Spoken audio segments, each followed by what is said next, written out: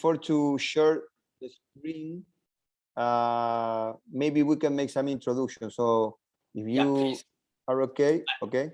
Yeah, I'm okay. Yes, please go ahead. Yeah, I just leave the screen on there. Is that okay?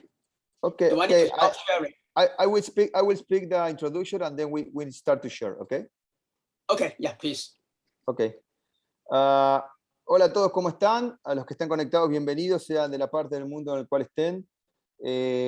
Si abren sus cámaras, a mí que cuando hay entrenamientos y cosas virtuales me gusta ver la cara y no ver una fotito estética, pero si no la pueden habilitar no pasa nada. Bienvenidos a Tao, Academia Tao, Academia de Formación para Coach Ontológico Profesional. Estoy acá junto a mis colegas directores, Sandra Martín, Federico Casagrande, que fuimos un poquito los precursores de la fundación de esta hermosa academia, y aparte tuvimos un poquito esta idea de armar algo diferente a lo que había en formaciones, sino que siempre creímos que hay una parte del mundo en la que quizá es la más milenaria y que tanta sabiduría tiene sobre el ser humano, y en el coaching ontológico que se estudia el ser, sería bueno, ¿no? Contagiarnos, o por lo menos conocer un poquito de esas miradas. Y ese es un poquito el propósito de esta masterclass gratuita, que todos puedan todos puedan tener la valiosa información que nos va a brindar hoy el Sifu Donald Mack, que ahora le voy a presentar. También presento a Sebastián Ortiz, que es docente de filosofía y de ontología del lenguaje de Tao, que es quien va a estar interpretando todo lo que el Sifu, el maestro, vaya contando en la masterclass de hoy. Así que mi recomendación es que tengan algo para anotar para los conceptos que más les interese, y principalmente que tengan algo para anotar para preguntas que vayan surgiendo, porque en los últimos 15 minutos de las 2 horas de charla va a ser preguntas y respuestas. Por si no lo sabían, yo ya les anticipo de que esta primer masterclass del día de hoy va a ser una masterclass de introducción a la filosofía de Ching y demás, y luego la segunda masterclass, que será la semana que viene, que más adelante les contaremos, será un poquito más práctica de todo lo que absorbimos en esta masterclass, cómo poder aplicarlo en la vida cotidiana, ¿no? De todos en este lado del mundo. Y de esa masterclass también va a estar el Sifu maestro Donald Mack. Rápido les cuento de qué se trata el coaching ontológico para los que no tienen idea de qué se trata esta carrera, ¿sí? El coaching ontológico entrena el ser. Acá hay mucha gente que estoy viendo que viene del mundo de las artes marciales, alumnos del Sifu de diferentes partes del mundo. Como saben, tanto en artes marciales como en cualquier disciplina, actividad, profesión o lo que sea, para lograr algún resultado o conocimiento o algún nuevo hábito o lo que sea, se requiere entrenamiento, ya sea en lo físico, sea en lo mental, en diferentes maneras se entrena. El coaching ontológico, a mí me gusta definirlo así. La palabra coaching en inglés es entrenamiento, la palabra ontológico en español es el ser, lo profundo del ser. Entonces, coaching ontológico significaría algo así como entrenamiento del ser. O sea, generalmente las personas, el ser humano adulto, elige qué entrenar para luego poder lograr ser quien quiera ser, ya sea abogado, ya sea deportista, ya sea nutricionista, ya sea carpintero, pero hay algo que generalmente no elegimos conscientemente entrenar y se nos entrenó solo, y fueron nuestras maneras de ser. Nuestras maneras de ser nos la entrenó nuestra cultura, nuestras costumbres, papá y mamá, la familia y demás. Entonces nos definimos como una caja que dice que somos de una o dos maneras diferentes. Mi manera de ser es así, mi manera de ser es asá, pero la realidad es que las maneras de ser se entrenan, y eso requiere un entrenador. Si yo de golpe tengo 40 kilos de exceso y quiero estar bien físicamente y prepararme para un maratón, ¿sí? Seguramente no sé por dónde empezar. Entonces, ¿qué hago? Voy a que un entrenador me entrene. Y seguro me entrene 1 año, 2 años, y luego cuando yo ya conozco, entendí, aprendí, puedo seguir entrenándome solo. ¿Me siguen hasta acá, no? Esto es lo mismo. O sea, un coach ontológico lo que hace es facilita, apoya en cualquier etapa del ser humano en sí, lo acompaña en cualquier proceso para que pueda ver desde un lugar diferente su propio ser, su propia vida, y de ahí comenzar una nueva acción para un nuevo resultado. Esta carrera dura 1 año y medio, 3 cuatrimestres, ¿sí? Es en habla hispana y se puede hacer en cualquier parte del mundo. cualquier cosa, si alguno está interesado, luego nos contacta, nos manda mail o lo que sea, y puedes tener un poquito más de esto. Acá tenemos alumnos de la primera camada de Tao que están acá presentes también, en plena formación. Bienvenidos, alumnos de Tao, que los estoy viendo acá, algunos los reconozco.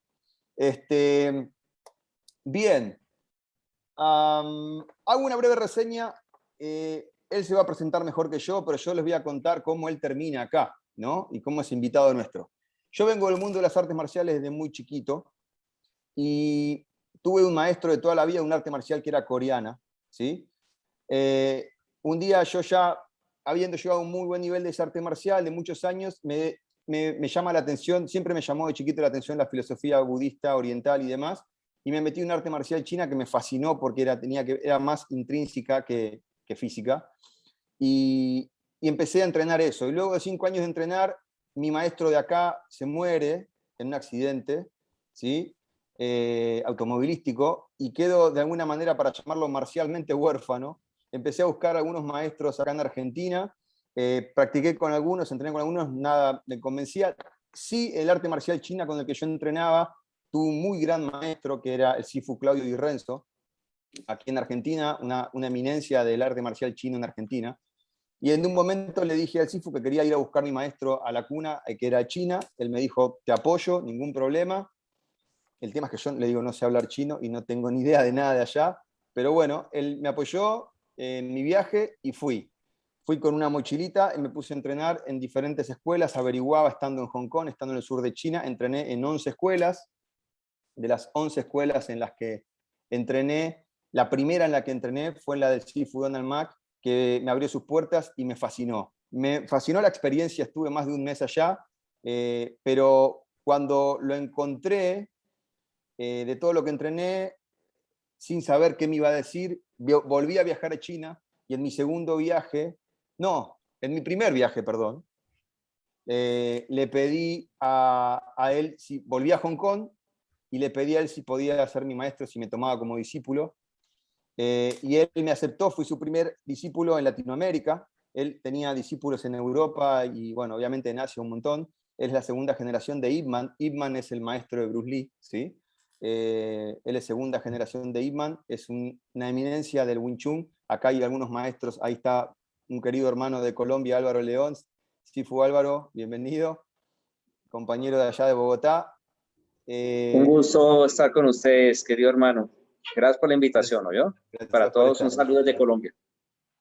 Y bueno, así fue. Y bueno, empezamos a tener una hermosa relación. Luego él vino a Argentina, salimos de gira, después nos fuimos a Colombia, la conocí a Álvaro, y ahí empezó un poquito a distribuirse la filosofía de Wing Chun en Latinoamérica. Así fue que se nos ocurrió pedirle, sabiendo su conocimiento y sus años sobre el budismo, pedirle a él si podía armar una masterclass, y él nos dijo que automáticamente, tuvimos una reunión con los directores y nos dijo automáticamente sí, y no quiero nada a cambio, no quiero que me paguen, no quiero nada, encantado de poder brindar nuestra filosofía de este lado al mundo occidental. Así que él está acá de puro amor al arte. Por eso lo que les voy a pedir es respeto en cuanto a escuchar, prestarle mucha atención, y lo que van a tener acá, de verdad lo digo, no tiene mucho valor, un valor que no tiene precio. Nadie pagó por estar acá, y si lo hubiesen pagado no alcanzaría tampoco el valor de la información y las hermosas 2 horas que vamos a tener acá con el Sifu Donald Mack. Así que aprovechenlo a pleno. Welcome, Sifu. Un aplauso, por favor, para el Sifu. Okay, por favor. Yes. Welcome, Sifu. That's all your ears is for you. And here with Sebastian, we will do the introduction in Spanish. Okay. Okay. You can start to share the screen. Thank you. Okay.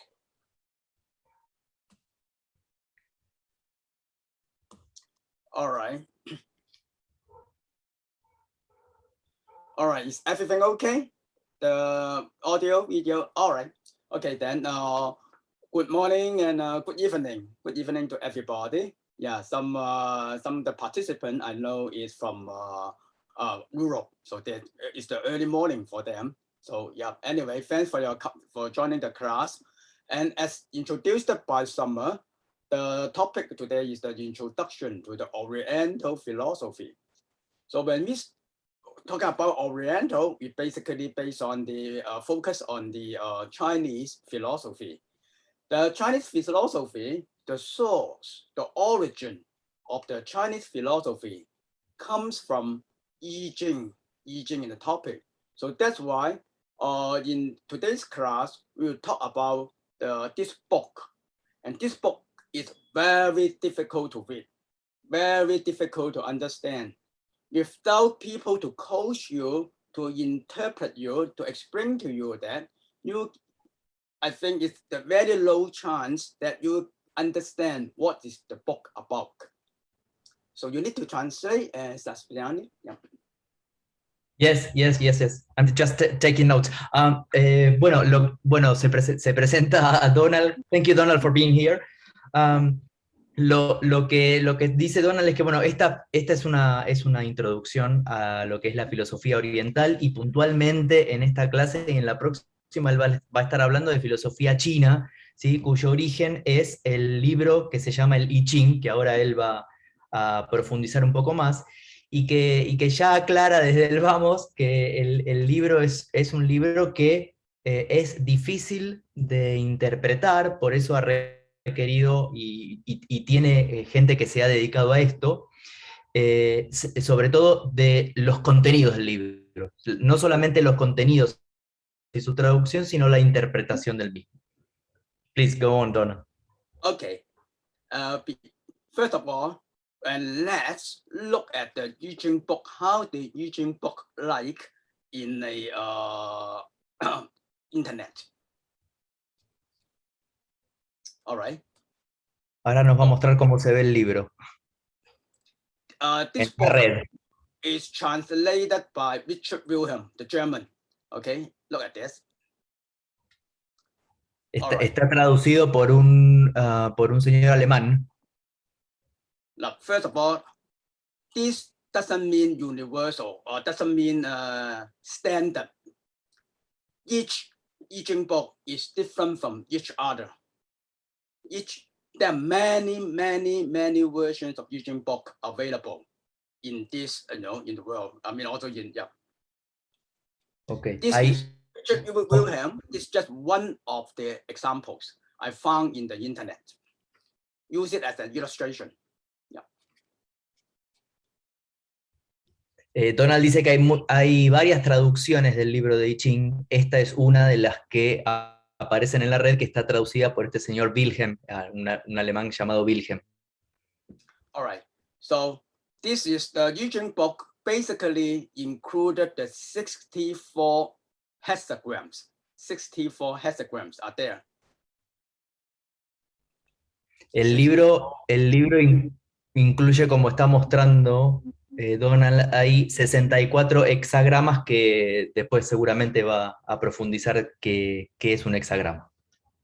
The 64 hexagrams are combined by 2 trigrams. This is the first column, this is the row, this is combined by combination. Combined 64 hexagrams. All right, and I will explain the trigrams later, but I just let you know, have an idea how the I Ching book look like. All right. La idea que está comentando Donald acá es que los que él llama hexagramas, que después va a profundizar, se componen de la combinación de 8 triagramas, ¿sí? Que combinados forman 64 hexagramas y que tienen un significado. Yes, Donald. Okay, and look at the numbers. This number is the index of the hexagrams. However, the orders of the hexagrams are different from others. It's not standard because there are many interpretations, many ways to make the order. Like this is another topic that you can talk later. But just let you know that when you find this order, this number, maybe you find another I Ching book is different, then you will be confused. Then why? I will tell you. I mean, not now. I mean, this is the subject of studying Wing Chun. Also, a lot of knowledge inside it, inside why the orders is different. And they have the philosophical meaning behind it. Ok, lo que dice que dependiendo de las diferentes traducciones que hay del I Ching, los números que aparecen acá, que tienen un significado y un orden, puede ser diferente de una traducción a otra. Okay, so then look at the number one. Just a very brief, very quick. Number one, for this book, translated by Richard Wilhelm, it doesn't include the image. What does it mean by image? The image is to talk about why it look like, the meaning of the look like. It does not include. However, then they have included some part of it. It included the meaning above is the creative, the haven. Below is haven. So above means here, the row is above. Below is here, is the column, the combination, the two combination. Above is talking about the trigrams on top. Below is about the trigrams below. So this is the combination. Ok, la combinación de los triagramas para formar el hexagrama van desde abajo hacia arriba. It's like how you read them, isn't it? Yes, you can talk about Okay. that. Yeah. Sorry, go on. Lo que dice Donald es que cuando se combinan los triagramas, la lectura se hace de abajo hacia arriba, y los triagramas de abajo son los que están en la columna, y los triagramas de arriba que significan algo así como el cielo, son los de la fila, que ustedes pueden ver en el cuadro. So down below, this is the translation from the book, but this translation is not from the original one. They may be translated from some other scholar. They interpret the I Ching, and then they have their writing. And then I don't know which version this author Richard Wilhelm translated. So that's why there's so many interpretations throughout the 3,000 years. Even though nowadays there's still people have their interpretation on the I Ching, on the book.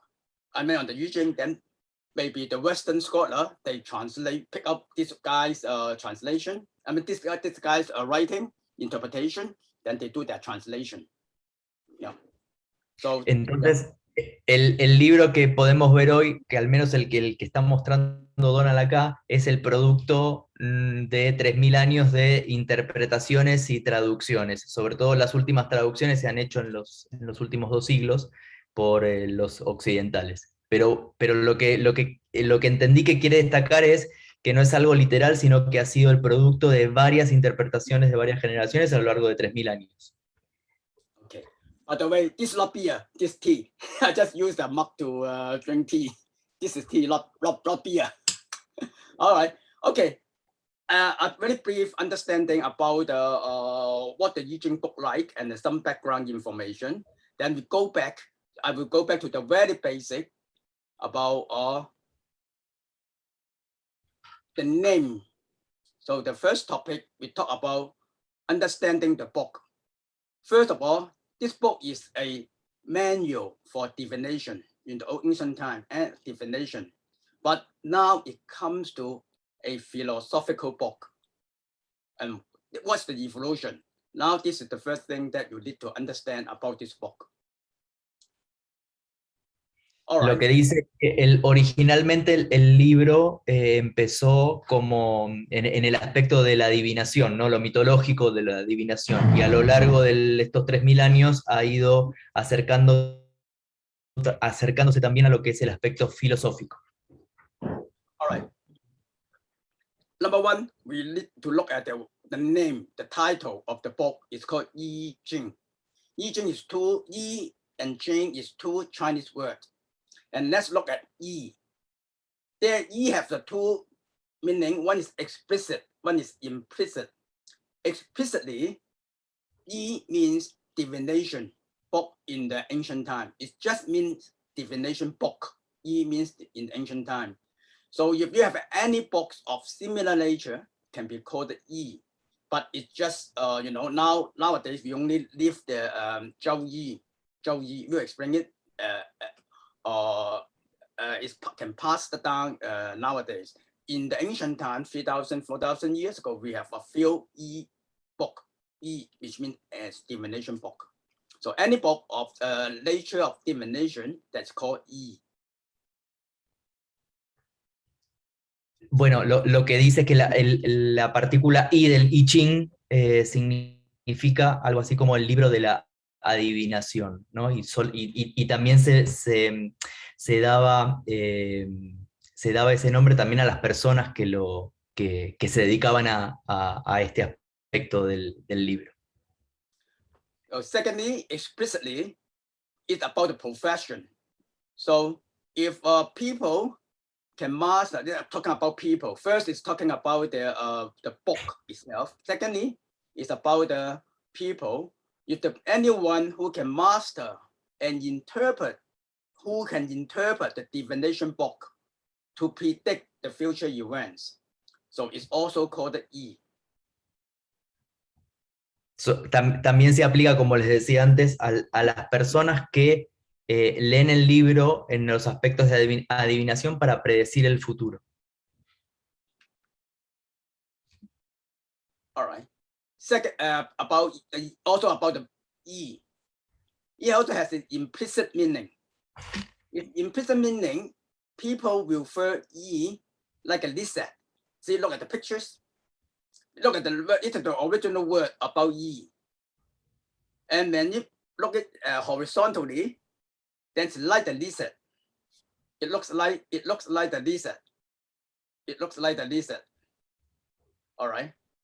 Yeah. Si miramos el ideograma chino que se refiere a Li, que recién decíamos que puede ser el libro o la persona que adivina, también tiene una interpretación diferente cuando lo ponemos en forma horizontal y que tiene que ver con un lizard, una lagartija. Yeah, so lizard can change the color of its body from time to time. So it extends the meaning to change. It extends the meaning to change. All right. Y como las lagartijas cambian de color, bueno, el significado tiene que ver precisamente con esto, con el cambio. All right, another implicit meaning is the character yi. The character yi. Now look it back vertically. So it composed of two characters. One is the sun. Look at this part. This is the sun. And then also the lower part is the moon.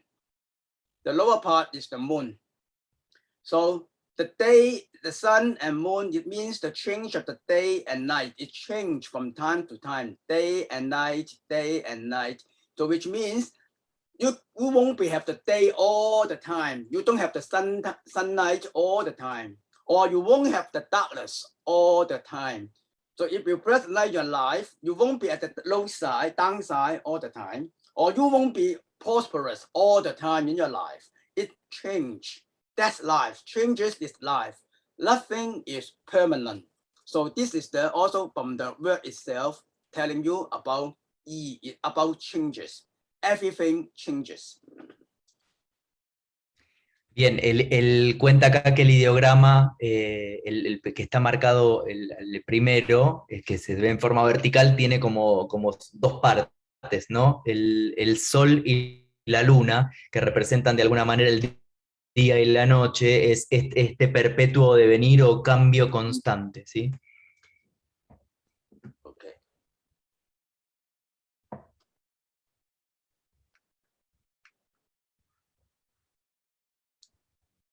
All right, so now talk about Ching, the other words, Ching. What does Ching mean? Ching means a canon. You know, a canon is different from a book.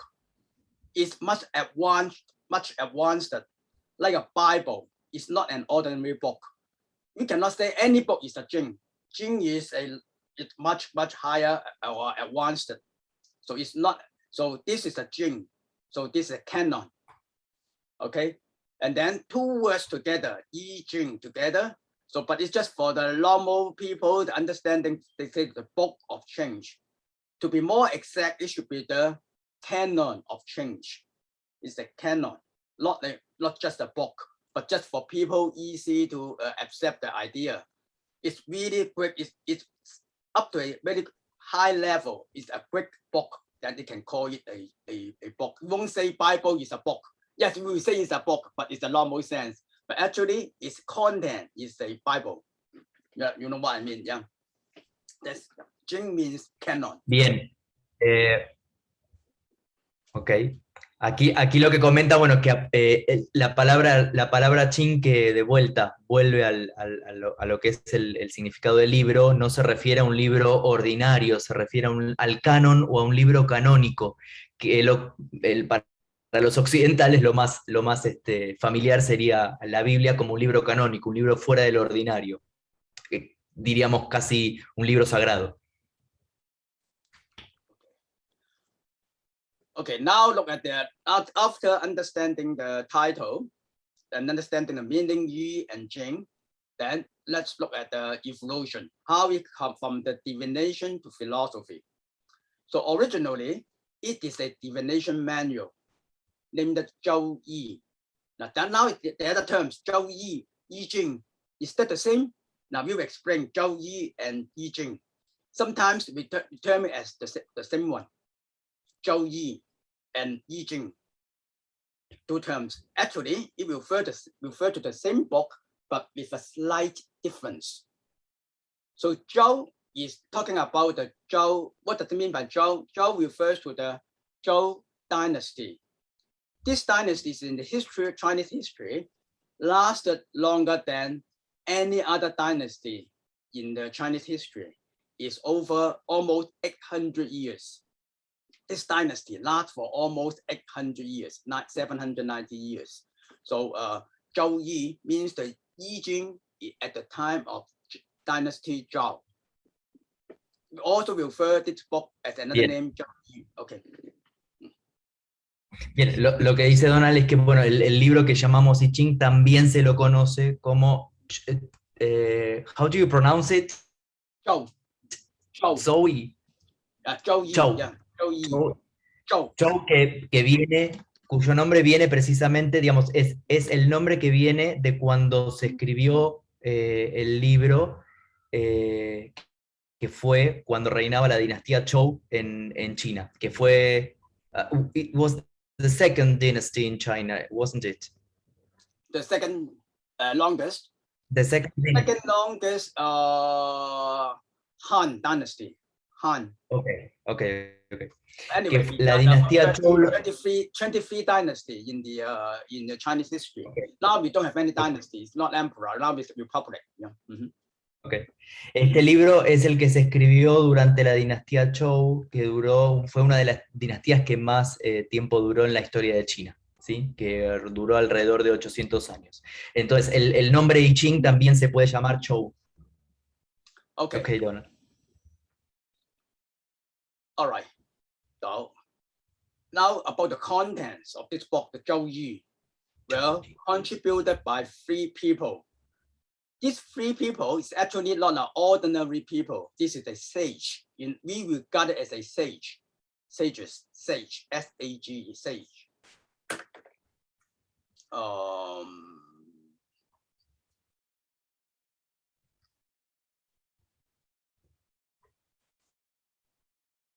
Yeah. I'm sorry, what do you mean by sage? It's noble, very high scholar. It's not normal people.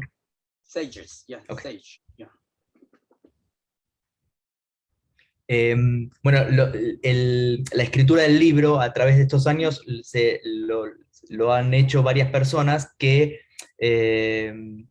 como en Occidente más o menos lo llamamos los sabios, los eruditos, ¿sí? Aparecieron 3 personas fundamentales en la historia del I Ching.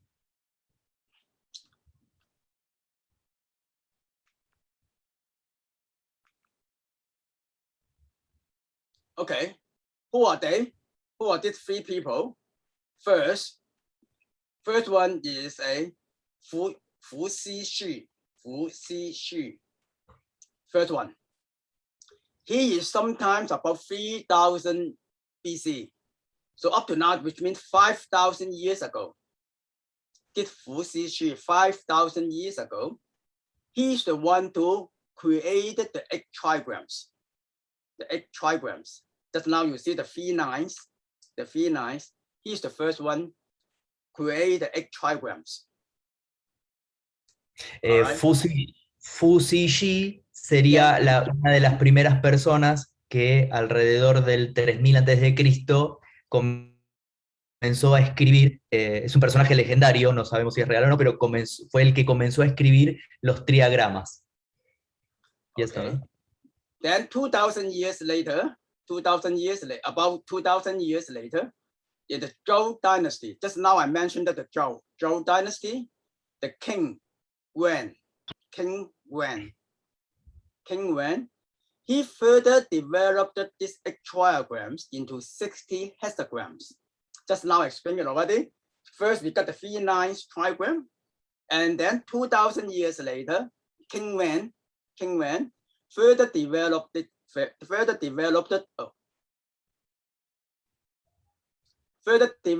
these 8 trigrams into 64 trigrams by combination. Just now I explained it already that by combine them, one on top, one on below, and also wrote the hexagram statements. You have to explain what does this image means or what does it tells. Then that is King Wen, right? Yeah. So, bueno, alrededor del año 1150 a.C., en plena dinastía Zhou, fue el rey Wen el que desarrolló y combinó los triagramas que venían del Fu Xi legendario y desarrolló los 64 hexagramas. No solamente los símbolos, sino también lo que ahí figura como hexagram statements, que serían como el significado preliminar del símbolo. All right. Then his son, King Wen's son, called the Duke of Zhou, wrote the 9 statements. What is 9? The 9 is there, from the 3 lines, and then combination of 3 lines. 3 lines is a trigram. Combine them, then this is a hexagram, then which means they have 6 lines. Each line also to explain the situations. Then each line, the Duke of Zhou wrote the 9 statements to explain the situation as presented by the 6 lines of a hexagram.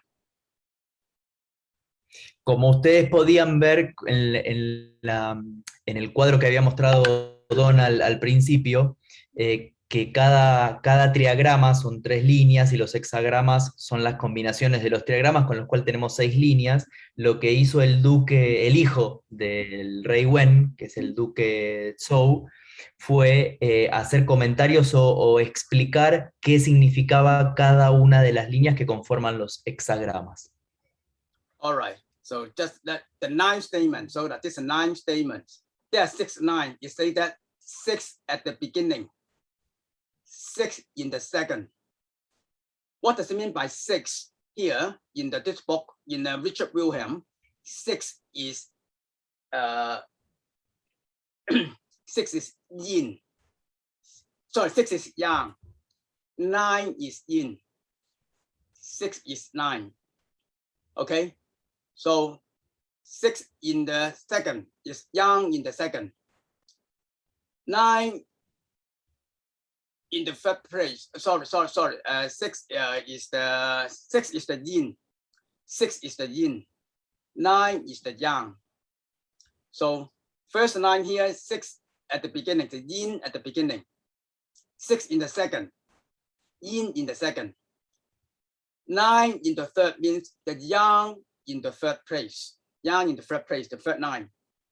6 in the fourth place, the yin in the fourth place. We will talk about that. But I mean, just let you know. At least when you read that the I Ching book, you know what is it talk about. yin and yang. Okay, we will talk about that. But just to let you know that these 9 statements were written by Duke of Zhou. All right, so because of that, this statement at first is a divination. After you do some divination and then you get this trigram or hexagram, then with this 9, what does it mean? This 9, what does it tell? Then this in divination, the hexagrams and the statements, these are used as the basic for prediction. Now this, when they wrote, and when King Wen and Duke of Zhou wrote these statements, are basics for prediction. So they are considered as a canon in English, or Ching in Pinyin and Ching in the Whale Gale system. I just let you know, explain to you why you find some different spelling, Ching and Ching, just a different system. Jing, J-I-N-G, is Pinyin, the modern, more contemporary. Ching is more traditional. English is the weighted scale system. Just to let you know, understand. But anyway, those statements, this book originally, the statements are the basics for prediction. Bear this in mind. So that is the divination, from divination. Yeah. Bueno, ahí digamos, hablo mucho, pero básicamente lo que dijo es un poco lo que les contaba recién, que este desarrollo de los triagramas y los hexagramas, cada una de las líneas tiene un orden, una posición, tienen números también, y que originalmente cuando se empezaron a escribir y a definir estas líneas, se hacían con el objetivo de adivinar y predecir el futuro. Summer o Sandra, no sé si ustedes entendieron, yo creo que entendí eso. Sí, está bien, ¿okay? Está bien, sí, porque sí, o sea, hablar en detalle o traducir en detalle no tiene esta parte, ¿no? Esta parte que habla muy técnicamente del número y demás, me parece que es lo mejor. All right. Then what makes it become a book of wisdom and philosophy? What makes it become a philosophy? It is after the Zhou dynasty, it acquired a very high status in the Han dynasty because of the 10 wings. These 10 wings, all right? These 10 wings, which means 10 essays, you may say 10 articles, 10 Greek essays written by Confucius, one of our very, our Greek teachers in China, Confucius. He actually, it may not, or it's all considered to be written by him, but actually some of his students, it's not over a short period of time, over maybe a long period of time, they wrote 10 articles. Just to get you an idea, 10 articles. To elaborate on different aspects of the text, using different perspectives to explain the statements. The hexagram statements, the 9 statements, originally is the basics for prediction of the future. Originally it's like that, but Confucius and his students interpret this statement and make it become a philosophy. In total, there are 10 articles. So that's just like a bird. The statement itself is like the body of the bird, And these wings, like the bird, the bird of the wings. Excuse me, Sifu, excuse me. Sebastian, you're okay with the time of the interpretation, or you need that he make more spaces? No, en realidad estoy siguiendo como para compactar un poco, ¿sí? lo que estoy escuchando. Y resumo a lo que dijiste, lo que dijo recién Donald, que todo este tema de la interpretación y la adivinación, ¿sí? Concluye más o menos en la época de Confucio, alrededor del año 500 a.C., cuando él y sus aprendices lo que hicieron fue interpretar y reinterpretar todo este legado de la adivinación de I Ching y compactarlo de alguna manera en una especie de 10 artículos, ¿sí? Y es en este momento, cuando hacen esta vuelta interpretativa, cuando empieza el I Ching o el libro a moverse un poco más de la adivinación en sí hacia el aspecto más filosófico. Yes. So, you know, so this book, it becomes the book of wisdom and also philosophy is because of Confucius and his students wrote the articles, wrote essays to interpret they are from the different perspective. It different deviate from the predictions. So is that 10 things make I Ching's value more than a book of divination originally? It's a book which provides the guidelines or principles for a person. Oh. Just one moment, Donald. Yeah. Bueno, un poco, digamos, para resumen en lo que dijo precisamente esto, que este libro, con las interpretaciones de Confucio y sus alumnos, se transforma más en un libro que tiene que ver más con el aspecto filosófico, como decía recién, pero también con cultivar a la persona y su aspecto humano, para poder aplicarlo a la vida misma. It provides the guidelines for a person to behave a cultivated man in his daily life. If you can follow this guideline, he's on the path even to the enlightenment, which is the path of a superior man. You know, to be a good leader, a good superior man. Now, you know, a superior man, what is superior man? Is the person who knows how to handle relationships with others in the right way. According to the philosophy of I Ching, by acting in this way, because you know how to do it in the right way, he will be fortunate. Otherwise, he will be unfortunate. You know, prediction, if you always want to be fortunate, avoid from the misfortunate, then actually it tells you if you behave yourself well, you will be fortunate. You know, that is how it changed the book, why it designed the book right in many aspects. Become a philosophy is to tell you how to be a good people, how to be good, to avoid, to become fortunate. That is the, yeah. All right. Give me please one moment to translate, please. Yeah, please. Very important, this point. Yeah.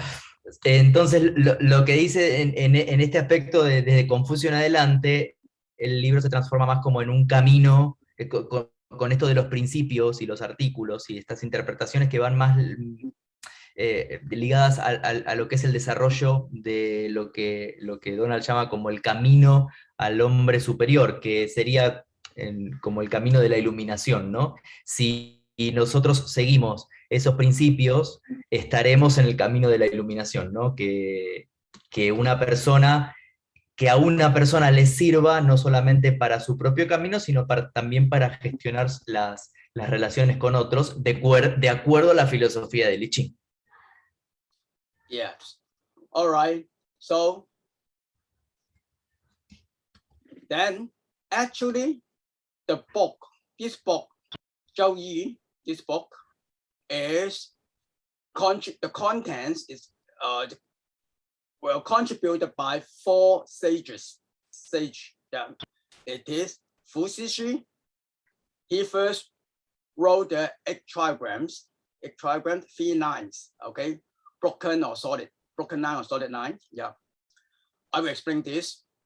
And then the Zhou dynasty, the king man, wrote the wrote the name, or first combined the 3 trigrams into 64 hexagrams. This is the hexagrams, yeah.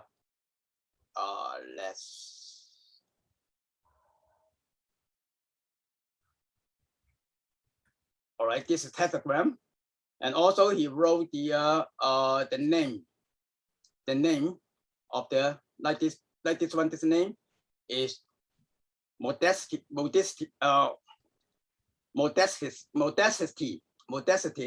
humbleness.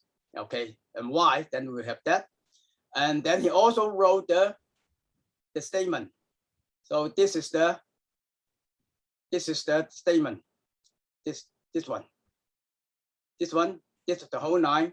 This is the statement about the hexagram statement. It says, if the superior man can make models at all his life, he will be at a bright prospect. Then that is the statement. And then Duke of Zhou wrote the ninth statement. Just now I explained already. Donald, este es para mí un resumen bastante claro de todo lo que estuvo explicando recién. Bueno, ahí aparece Fusiji con Donald, can you go back so that we can... Yes, thank you. Ahí, bueno, aparecen las tres, digamos, los tres momentos, ¿no? Cuando se escriben los triagramas, con Fusiji, cuando se escriben los hexagramas, con los statements, que eran, digamos, el significado del hexagrama, con el rey Wen, y finalmente con su hijo, cuando se escriben los significados de las líneas de los hexagramas. Y finalmente, la última parte de Confucio es cuando se pasa un poco de lo más de adivinación a lo más filosófico, como camino de vida y como camino de iluminación, como principios para vivir la vida y con nuestras relaciones con los demás. Ahí hay un ejemplo del hexagrama que tiene un símbolo, que ahí aparece como el Qian, o como se pronuncie, que dice algo así como si el hombre superior puede, que sería el statement o el significado, ¿no? Si el hombre superior puede mantenerse humilde toda su vida, tendrá un futuro brillante, un buen futuro, un buen prospecto. Y después abajo aparece como la explicación de esa línea. Okay, then his son, Duke of Zhou, wrote these 9 statements. These 9 statements. See, now for this book, it's different from Richard Wilhelm. Richard Wilhelm says 6 yin. 6 yin. The 6 is yin. So it says initial yin, second yin, third yang. The third one, the line is third is yang, solid line. Okay, and then fourth yin. So you can see the different book have different people have used different way to represent it. Anyway, it's just let you know that Duke of Zhou wrote the 9 statements, and then last Confucius wrote the 10 Mings, and we also call this 10 Mings the Great Commentary. Great Commentary. All right, please. I have already said that as a summary. Yeah. Oh, you already do it. Okay, then I go ahead. Yeah. All right, that's good. Yes, please. Okay.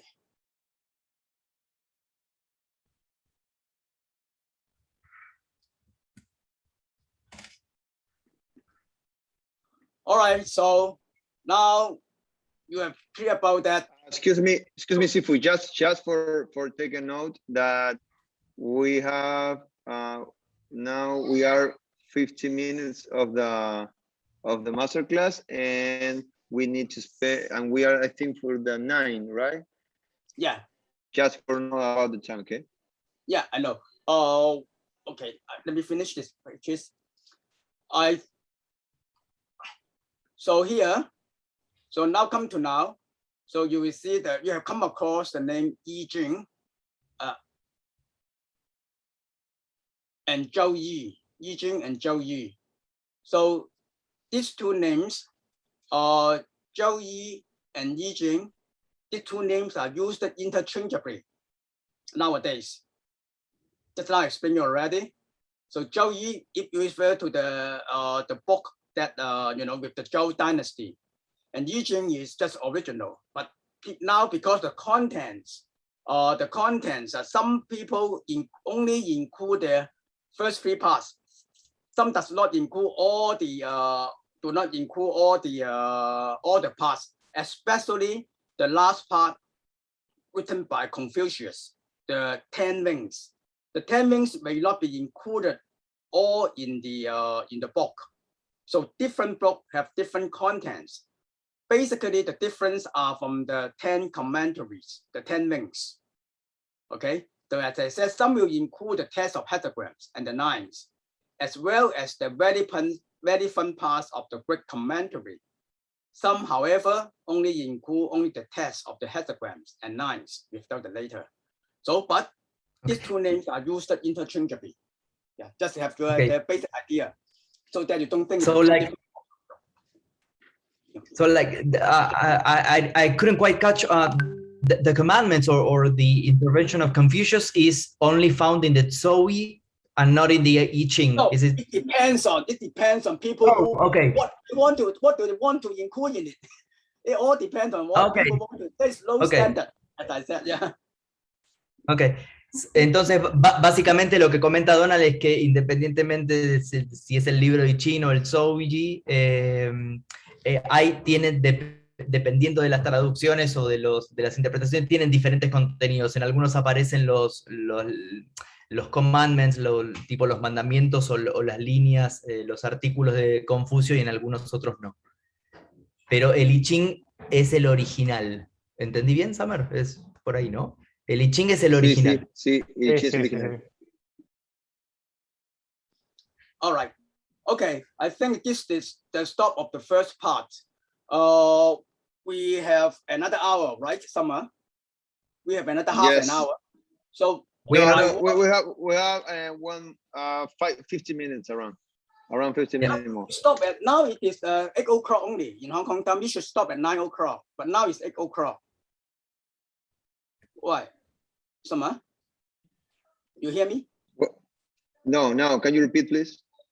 I mean, we have 2 hours, so now it's 8 o'clock. Now in Hong Kong time it's 8 o'clock. We stop at 9 o'clock, which means we stop at 10 o'clock in Argentina time. Yes, in Argentina now is 5 minutes to 9. 9 o'clock. Yes. To 9 o'clock. So we have 1 more hour, right? Yeah, 1 more hour. Yeah. But I will spend about 30 more minutes, right? Yeah. Okay. Because we have in the last 15 minutes we will make the Q&A, right? Yes, I know. So yeah. Okay. So my approach will be there are a lot of contents. I won't rush, and then I will stop at maybe 8:30. I mean Hong Kong time 8:30. 9:30 in Argentina. 9:30 in Argentina. Yeah. Then we'll leave it for the people's questions. But anyway, right. I'd like to make a pause. Is there any questions so far? Because now we will go to the about the contents of the I Ching. Is there any questions so far? Fede, no sé, está preguntando Donald si antes de meternos un poquito más en lo que sería el... Si alguien tiene una pregunta, puede escribir el nombre en el chat y le damos el micrófono para que abra el micrófono y haga la pregunta. Sí, o directamente para ganar tiempo, abra el micrófono, hable y ya ahí hace la pregunta. Si no, nos metemos ya de fondo en lo que es el contenido del I Ching. Dale. All right, I move on. Contents. Yeah, just now I said the contents, whether the book, when you find a book on hand, whether you include everything. Donald. I'm sorry, Donald. I'm sorry. Puede ser que Pablo Higgins tenga algo para decir. Quiere hacer una pregunta, sí. Que abra micrófono, Pablo. Sí, aló, gracias a todos. Good evening, Sifu. Nice to meet you.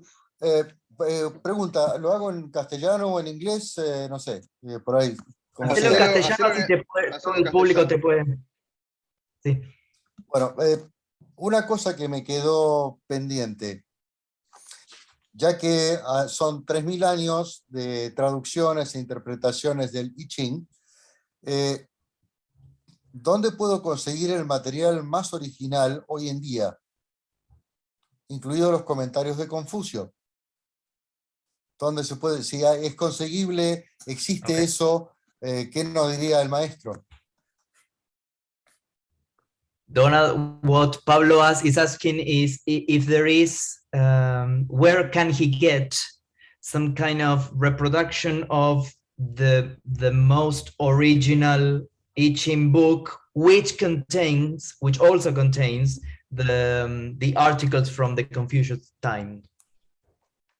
Only Chinese version. I can give you, I can get you, but only Chinese version. Okay. Not I search, I search a lot before I prepare the materials for this class. I try to find a book which consists all the 4 parts, or the 4 parts, including the quick commentary. But unfortunately, I could not find it. Yeah, because I could not find it. Maybe there are some, but I could not find the English version. But Chinese version, yes. Chinese version, yes. That I can find. You want, I can send you one with the Chinese one. Yeah. Oh, thank you. I will have to learn Chinese first. Okay. But That's an opportunity. But it was written in ancient Chinese, not contemporary Chinese. It's very difficult to read it. That's for sure. El chino antiguo. Para los que están, se lo traducimos, o sea, la pregunta de Pablo fue esa y la respuesta del Chifu Donald fue solamente el I Ching está en chino, y que él estuvo buscando para esta presentación alguna versión en inglés y no la encontró, por lo cual todo lo que están viendo en inglés es toda traducción personal de él, porque toda la información que hay a disposición, por lo menos él no encontró nada en inglés, todo está en chino. También es importante... Así que Pablo anda a estudiar chino. Sí, es importante aclarar que Donald nos contaba que él estuvo estudiando, esto que nos está contando, lo estuvo estudiando durante 10 años para llegar también a la interpretación de cada uno de los hexagramas. Entonces, tal vez tampoco es algo tan simple como leer y ejecutar. Claro, sí. No, está claro. Bueno, gracias. A vos. Okay. Hola, buenas tardes. A mí me gustaría hacer una pregunta, algo que me quedó ahí con el tema de adivinanza y filosofía, que ¿a qué le llaman adivinanza? Bien, si me pueden explicar eso, y qué pasó que se pasó de adivinanza a filosofar, esa tradición, esa traducción del libro, ¿por qué hubo esa transición de hacer, digamos, un cambio a filosofía? Ok, aparte del cambio de la adivinación a filosofía, vos querés saber qué significa. La primera pregunta, ¿cuál era? ¿Qué significa adivinación para ellos? Si puedo tener una breve introducción. Okay. So, Donald, are you there? I can't see you. Yes, I'm here. Yes, I'm here. Sergio wants to know what divination means in this context, and what made the path, from divination to philosophy. Okay. Divination in the past, it is normally is the king or the royal family. They use it for something they cannot decide, some big things, big event. Like what? Shall I make a war with the other states? Shall I do something? Make a war? Do I start a war? Shall I start a war with other states? Because this is a very big decision. It's not easy to make it. Then maybe it's good or not good, then they will make a divination. And there is the method of divination, the ancient way. Now we have many ways of fortune telling, you may say, fortune telling. Then if you are interested in it, in the future, I can organize a class for how to do this divination. They use based on the cosmology, the idea of the cosmology, how the world, how the universe comes into being. Based on this concept to do the divination. It's another big topic. Okay. Then after that, you can get a hexagram. You got a hexagram. Then you got a hexagram, then you based on the hexagram statement to predict as the basics of the prediction. All right. I will explain that, Donald, before. A ver, Sergio, básicamente lo que entiendo que dice es que los antiguos lo usaban, el método de adivinación es como hoy tenemos Exceles y escenarios, antes no tenían esas cosas, entonces es como el oráculo, ¿no? Tenían que tomar decisiones, tenían que ir a una guerra, entonces, o tomar algún tipo de decisión, simplemente lo usaban como método de adivinación. So, and the second, y la segunda parte de la pregunta es cómo es que pasamos de la adivinación a la filosofía. So the second part of the question is what happened that they passed from divination to philosophy? If there is something that provoked or made that transition. That is because of the as I said here, in the Han Dynasty, because the Han Dynasty, the king, the emperor of the Han Dynasty, they advocate Confucianism.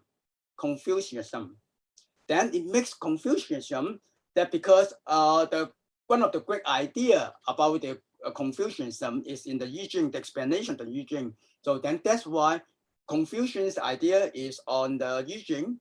Then because this idea is more philosophy, because it tells you what to do as a good man, as a superior man. And then now actually we are learning that I know that in the Western world,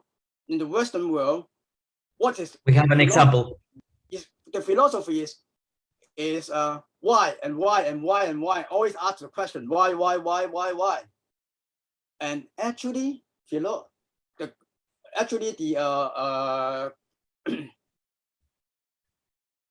Confucius, the I Ching, the 10 wings, also tells you why, and it all gets back to the cosmology, called the origin. You will come to that. In this class. Okay. I mean, in this course. Okay. Let me tell. Then that is Let me tell Sergio that part.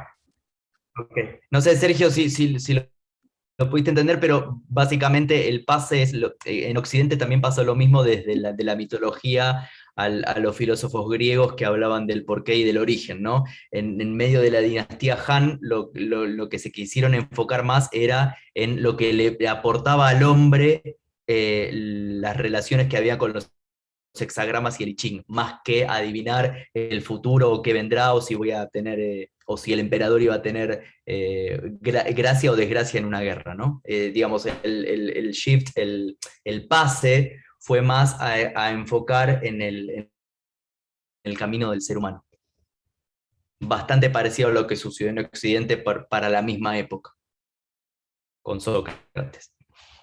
Ok. No sé si hay alguna otra pregunta. Si no, continuamos. Sí. Continuemos por el tiempo. Ok. Después al final hacemos.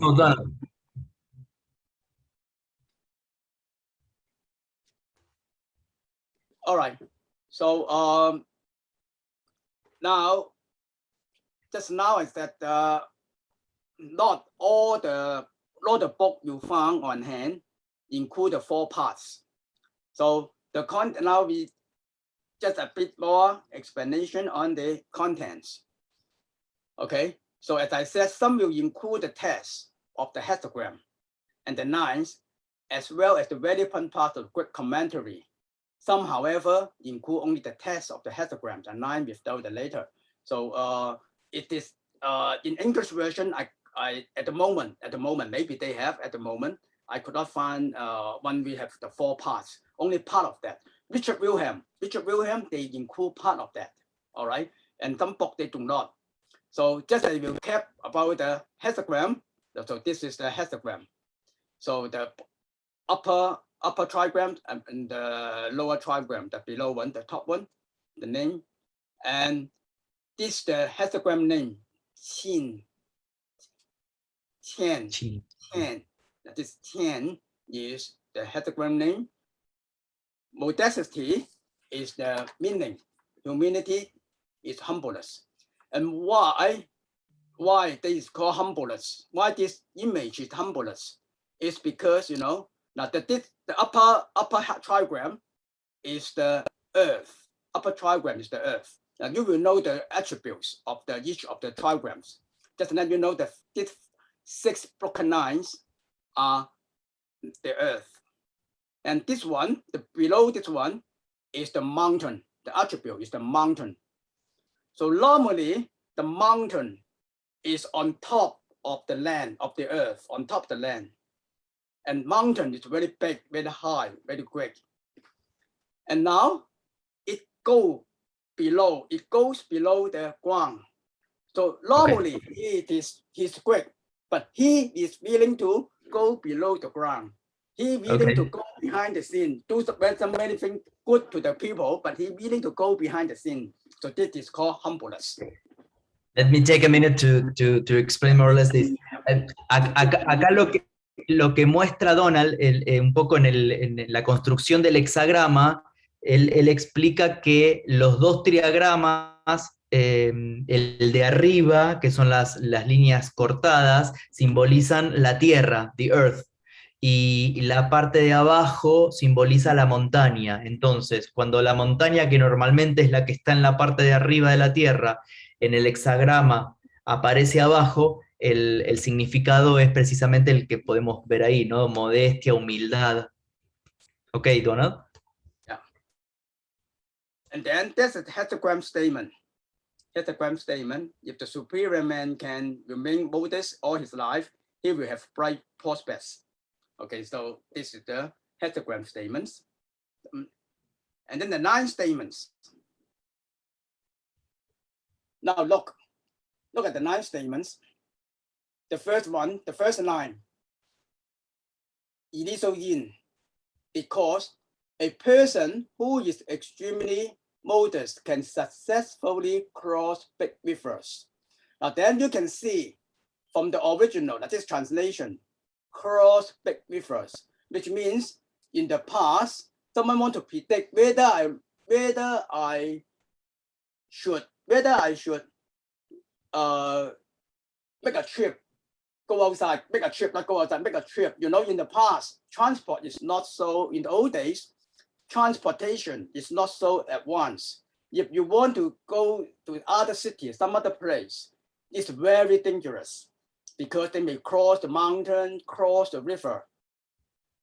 All right. So the original 9 statement, the 9 statement is that if you can modest, you can successfully cross the big rivers. I just want to show you that the original is the prediction.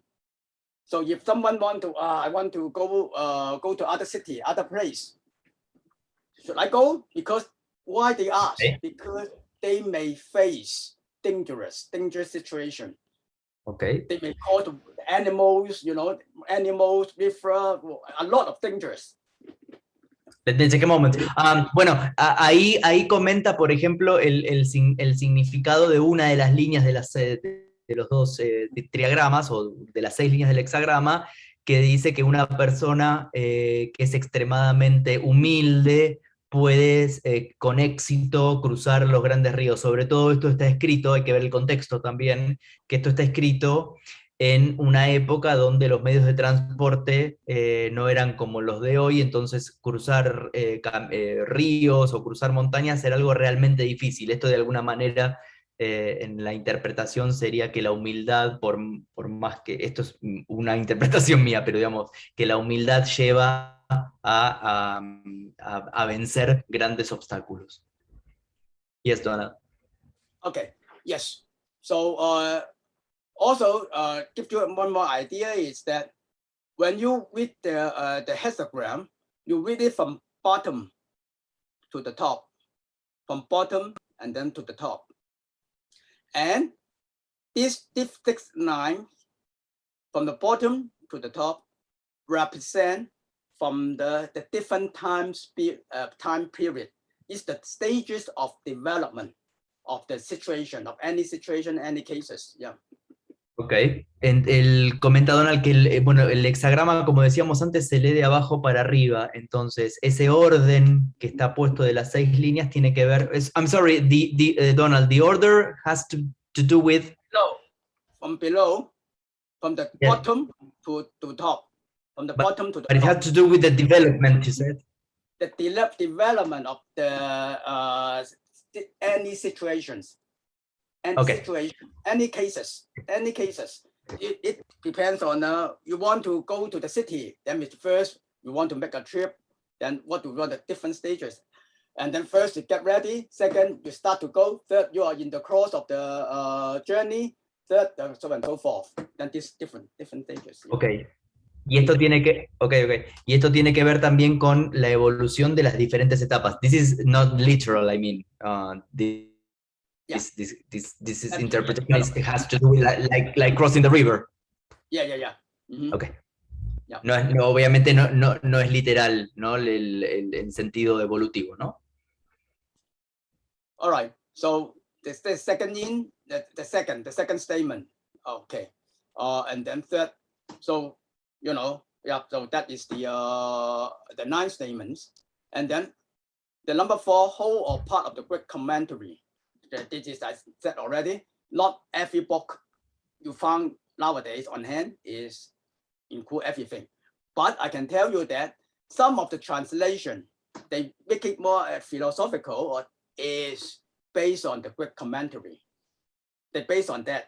Originally, just a very short statement. You don't know what is that about. It needs people's interpretation. So first one is Confucius to interpret this statement.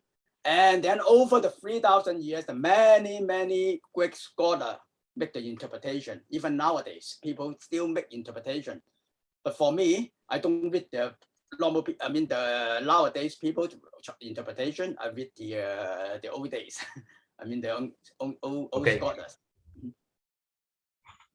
Bueno, un poco comentaba lo que venimos diciendo, ¿no? Que estas líneas, los hexagramas, las líneas y los significados se complementan también con las interpretaciones que hizo Confucio en el libro de las 10 alas. All right, so this is about the contents. You have the idea about it 4 parts, but not every book have this part. All right, this is the examples. Another examples, like Richard Wilhelm, they know hexagram. They don't draw the hexagram, but include part of the Greek commentary. Like this part is talking about is translated from the Greek commentary. It said the mountains, the youngest son of the creative, the representative of heaven and earth. Like they use why the mountain is the youngest son of the creative. But then that's another thing, another knowledge you have to study. So it's very difficult. Very difficult. That you don't have good enough knowledge, then it's very difficult to interpret. Yeah. Mm-hmm. Okay, but what I understood is that, for example, it says no hexagram, but included part of the Greek. I mean that there are some translations that include the Greek commentaries, and some others don't. Then that is the translation from the Greek commentary. Okay. Okay. You may not understand what it means. You need further interpretation or translation. Yeah. Okay. Bueno, acá lo que muestra Donald es precisamente, bueno, acá aparecen las interpretaciones de la época de Confucio y de los grandes comentarios.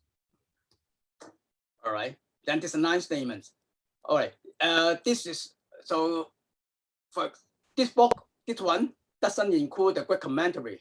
This only some is interpretation. Yeah. So we can find just 2 books that you see the difference. Yeah. This book doesn't have the Greek commentary. That's there's some interpretation from other, I don't know from whoever. But anyway, this is his translation. All right, just have an idea. Don't you can spend your whole life on I Ching for all the knowledge inside it. So don't worry. The purpose is just to let you know what is it about. At least you know when people talk about I Ching, then you know what is that about, and then you get the value. What's the value of the I Ching is about the guide 9. You study its guide 9. And then maybe you can cross reference with the hexagram. Then that will be, I think that will be okay at the moment. I mean, that is what the purpose. Okay. Very different levels. It's not easy. I mean, absolutely not easy. I spent 10 years already. Yeah. Thank you for that comment. commentary. Thank you for what you say, because my mind is blowing up. Yeah. All right. Lo que dice Donald es, bueno, nada, para aquellos que quieran leer todo el I Ching, tranquilos, esto es simplemente una pincelada inicial que, bueno, puede llevar toda una vida, ¿no? La interpretación y el meterse en los significados y en las líneas, ¿no? De los hexagramas. All Ok. right. So don't worry. Actually, just know what I tell you now. Then that's it. I mean, if you want to understand the whole knowledge of it, you have to spend your whole life. True. Ok. No es la idea entender todo ahora, sino tener una base de las características de lo que es el I Ching, ¿no? All right, the characteristics. So first, that's that difficult to understand. Why? Because those are using ancient Chinese words. Yeah, okay, just like English. You use the classical or ancient English word, you may not understand it. So also, although the text has been translated into modern Chinese and English, its meaning is still not clear since it's interpreted by different people. So you may have confused that the same hexagram, someone says like this, someone say like that. Then what should I follow? Okay. Okay. So Bien, that's why it's difficult to understand. Ok, una de las primeras dificultades que tiene el I Ching, aparte de la traducción, es precisamente la interpretación, como decíamos antes, ¿no? El I Ching se tradujo del chino antiguo, ¿no? Sin embargo, hay palabras que han sido traducidas digamos, al inglés y al chino moderno, pero cuyo significado todavía no queda tan claro y que todavía es sujeto a interpretación de diferentes personas. Okay, so that's because of this characteristic, it makes it highly adaptable. Highly adaptable, why? It's the only book that has been subject to so many interpretations by so many people in both the past and the present, according to their own perceptions, understanding, values, and backgrounds. And that's also this characteristic make it so great. It cover. Okay, you talk about first. Yeah, you translate first, please. Ok, thank you. Bueno, quizás una de las cosas más interesantes o mágicas del I Ching es precisamente que es altamente adaptable, con lo cual, a pesar de las traducciones o gracias a las interpretaciones varias que han tenido por tantas personas, tanto en el pasado como en el presente, es como que, bueno, ha abierto mucho, la interpretación misma ha abierto mucho a diferentes comprensiones de valores, de antecedentes, dependiendo de quién lo traduce, y que también es aplicable a diferentes profesiones o etapas de la vida. So it can be cover the area fortune tellers, different background, different understanding, different values, can be in the area of fortune tellers, philosophers, politicians, Chinese medicine doctors, ancient astronomers in China, even astronomy, architects, mathematicians, literature, scientists, historians, feng shui master, qigong masters, kung fu masters, so and so forth. So we can see different of this is so highly adaptable. So sometimes, Yi Ching is very great, you can tell the fortune. Yi Ching is very good, it's a philosophical book. Even have the kung fu. Yes, true. Sometimes I use the Yi Ching, the yin and yang concept to explain the Wing Chun. Some of my students knows it very well about that, and they go, wow, it's good to understand it. Yes, see, it's because highly adaptable. So don't worry about that. Why don't worry? It depends on which area you want to focus on. And today, now, if you focus on philosophy, so that's why I talk more about the philosophy. You can, using the perspective of the feng shui, then you also talk about using Yi Ching to talk about the feng shui. You can also talk about using literature, so and so forth. So that's it. Bien. So have Ok. background. Bueno, precisamente lo que dice Donald es que bueno, esta característica de adaptabilidad puede ser aplicada a las más variadas profesiones, ámbitos profesionales o ámbitos de la vida, ¿no? Desde adivinos, filósofos, políticos, bueno, ahí tienen la lista, astrónomos, arquitectos, matemáticos, historiadores, científicos, no solamente desde el punto de vista de la profesión, sino también desde la mirada que se le da de las diferentes profesiones o aspectos para poder encontrar algo en la interpretación del I Ching mismo. Okay, so is that okay so far? ¿Estamos bien hasta ahora? Yo no sé, pero no estoy viendo no estoy viendo a nadie, me estoy viendo a mí nada más, pero bueno. All right, then I Sí, go on. podemos seguir. All right, go on. Go. We I can go don't on. We can know go on, Donald. the whole the whole PowerPoint today, but I will leave it. I will leave it for next lessons. But anyway, I want you. I don't want to rush. I want you to really understand it. Then, because this background are very, very important. If no one to consolidate those information for you, it's quite difficult for you to grasp the whole idea of what teaching about, and not to mention to further your study, the study of teaching. Yeah. All right. So now come to the important concept. About this is the fundamental concept using about the cosmology. Why make philosophy? What is all this about? How the universe come into being?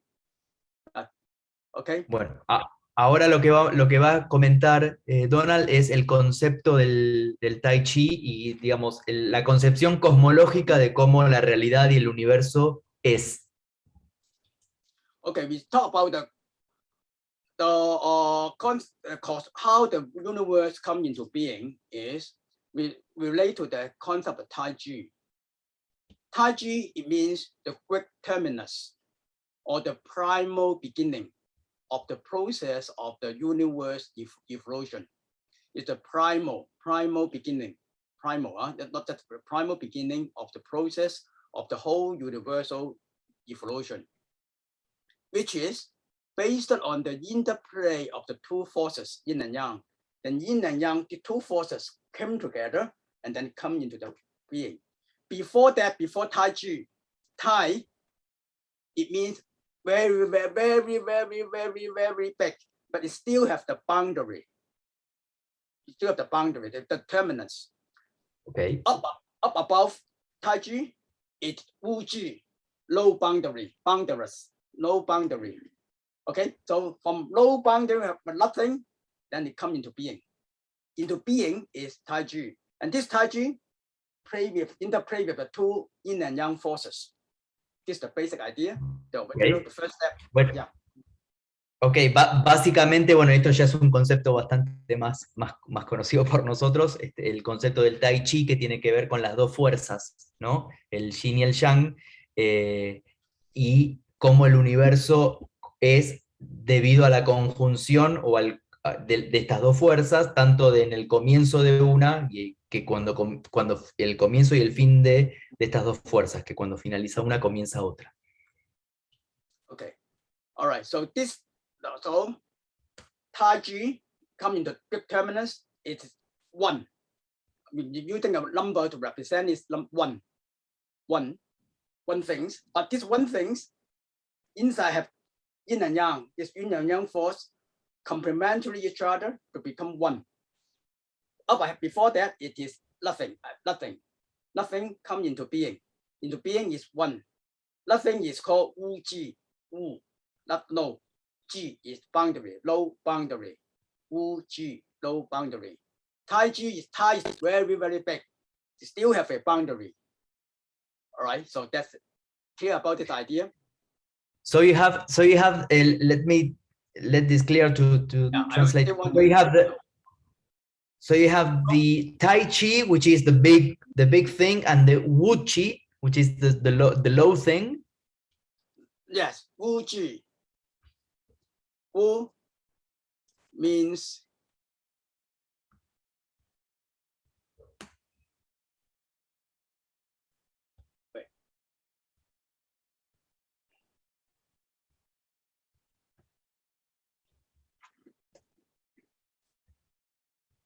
Wu, no. Ok, el Wu-Ji sería, sería la parte baja del diagrama. G is boundary. All right, G is boundary. Low Como boundary. el límite inferior. Tai is very, very, very big. But G is boundary. That's a very, very big boundary. Ok, Very, very big boundary. So el Ching, Tai G is Wu, Wu Ji. So okay, in the Western sense, it may be the God. The God is Wu Ji.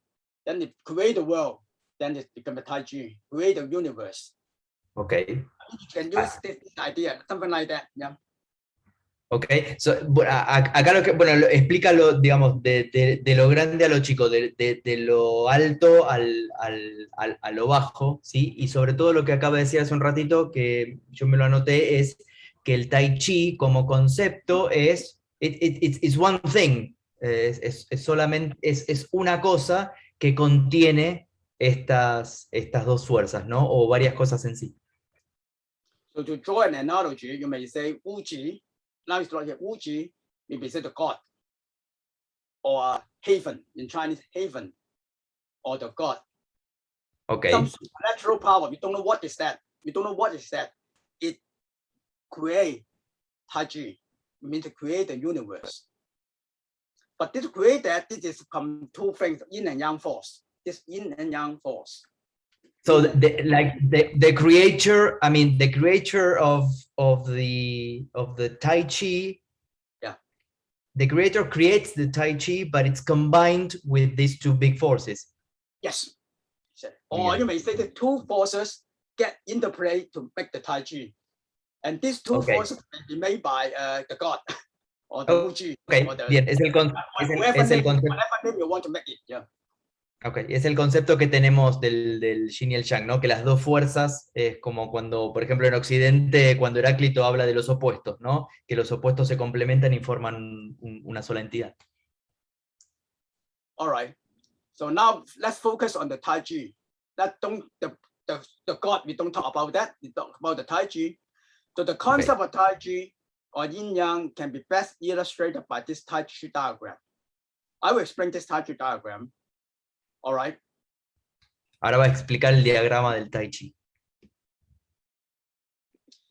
The white part is Yang. So the black is Yin. El blanco es el Yang, el negro es el Yin. Inside the Yang, we have Yin. Inside the Yin, we have the Yang. Ahí se complementan, porque dentro del Yang está el circulito negro que es el Yin y viceversa, en el Yin está el circulito blanco que es el Yang. It's just like a coin. We have two sides. Son como dos caras de la misma moneda. A switch. You turn on the switch, on off. It's one, but you have to on and off. The binary system, the computer, 0, 1, 0, 1, but it's still one. Okay. Es como sí, da el ejemplo del sistema binario de las computadoras, ¿no? Que es 0-1, pero sigue siendo una entidad. Now, one important concept, very, very important concept is, it's very different from the Western mindset. What's that? In the Western logic, A must be equal to A. A must be equal to A. It's logic. You are you. You cannot be the others. Okay. So A can never be equal to non-A. This Western logic. A can never equal to non-A. Right? En Occidente, bueno, a ver, dice que, por ejemplo, A es A como que cada uno de nosotros es cada uno de nosotros. So, what comes next? The complex is, in Chinese philosophy, A can equal to non-A. A can equal to non-A. A can be equal to non-A. I couldn't quite catch that, I'm sorry. Creo que lo que está diciendo es que A puede ser igual a no A. Ah, no A, ok. Bueno, precisamente siguiendo el diagrama este, en China, ¿no? O en la filosofía china, A puede ser no A, o dicho de otra forma, A puede ser el opuesto de A. Because why? Because the yin and yang concept based on relativism. Relative. Everything is relative. Ok. El concepto de yin-yang tiene que ver con lo relativo. All right. So, for example, father and son. Padre, Father, hijo. Sí. Yes. if you, in terms of with your son, you are yang, and your son is yin. But in terms of your own father, which means your son's grandfather, then you are yin and you are yang. But you, Exactly. you. That's why A can equal to low A, non-A. Yeah. I am me, but I can be both. Yes. So Okay. the same. Now female and man. For example, Sandra is a woman compared with Yeshua. So and me and Sebastiani is man. So in terms of then you are yang. Sebastiani is yang. Sandra is yin. However, Sandra, in terms of his son, she is yang and his son is yin. Okay. So yin and yang, bear this in mind. Always think in this way. Don't think, oh, I am young, I'm always young. Oh, I'm a man, so that's why I'm young and young. We look at the different situation, then to determine whether you are yang or yin, and then to determine what to do when you are young. Why it is important? You have to do when you are young, you have to do the things in the young way, in such a way. I mean, not the man. I mean, the situation, it all depends on the situation. Yeah. It's not a question of male or female. It's a question of where you are positioned and the characteristics of yin and yang. The same case here. Yeah, same case. Okay, sorry, Donald. Let me translate a little bit. Bueno, ahí lo que explica. Very important, basic difference philosophically from the Chinese and the Western. Yeah, this is the basic difference. Okay.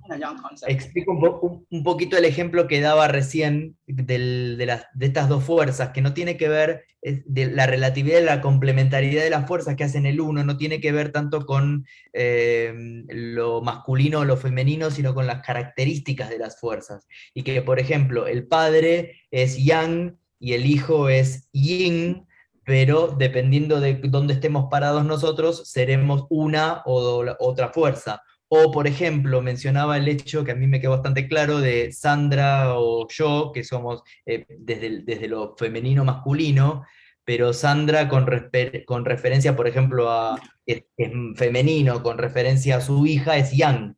Entonces esto tiene que ver más que con la noción de masculino-femenino, tiene que ver con dónde cada uno está parado en cuanto a esta relatividad, no de fuerzas. So, yin and yang, everything is relative. We call it relativism. Relative.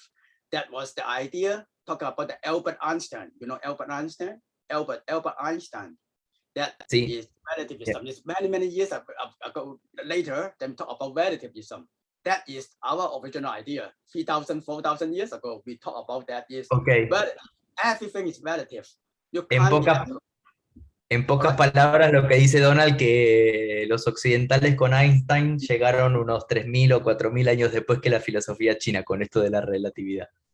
All right, so remember the yin and then, so the Taiji diagram represented by two fishes. So this fish, the white fish represent the yang and the black represent the yin. The white fish head at joints, the black fish tail, and vice versa. It means they are one unit. La cabeza y la cola del pez, de estos dos peces que forman el yin y el yang, representan precisamente la complementariedad, ¿no? Look, these two fishes are interlocked. They fuse into one.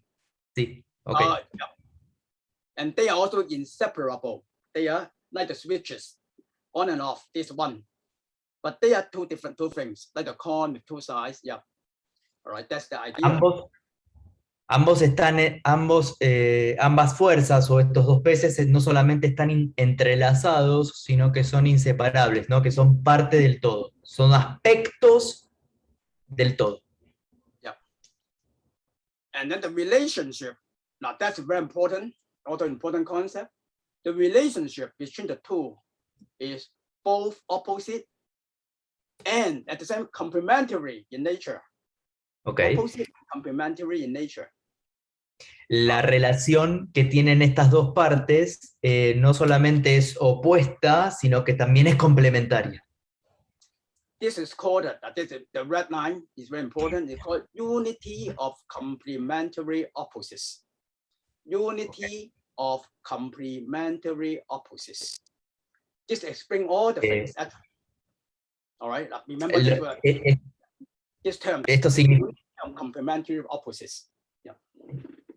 Lo que está, digamos, esto lo llamamos, para poner un nombre, como la unidad de los opuestos complementarios, que si bien son opuestos, forman parte del todo, ¿no?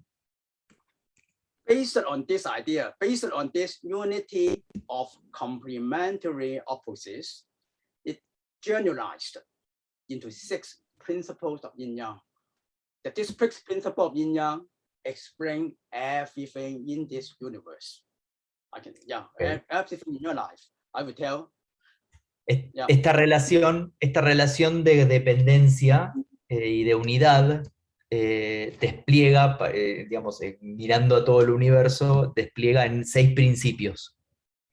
Okay, so bear in mind that not everything in the world has a taiji of its own. So which means everything's yin and yang. And then see how you have such a wisdom, how you can view things like a yin and yang side.